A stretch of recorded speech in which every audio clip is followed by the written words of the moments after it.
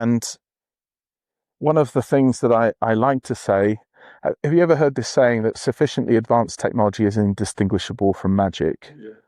Yeah? Well, I like to say that sufficiently advanced marketing is indistinguishable from serendipity. So think about that. The product does not sell itself.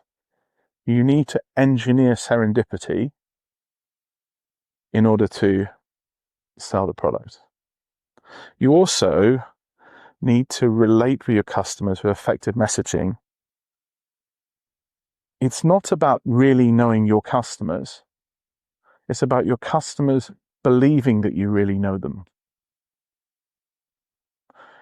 And that goes back to, you've selected this narrow segment at the start that you've selected on an optimization basis for your beachhead.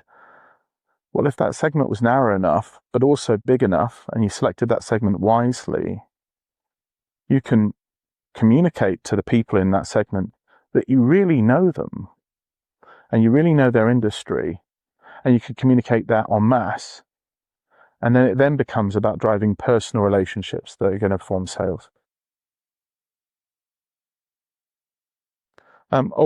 Before I go on, startups often are people that are creative problem solvers, and they're generally solving a problem that has some purpose.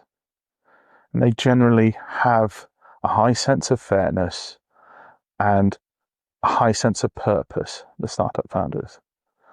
And some coaches say, well, that's not financially interesting. Put that purpose away. Go away, purpose. We're not building a social enterprise here. But if you look back at the early marketing of some tech giants and amazing companies, you'll find they actually got it out and led with it, because they had a very short period of attention span to build a relationship with a customer, to get that customer to look into their tech more and their offering more. And what they did was achieve resonance with the customer's values and how they communicated.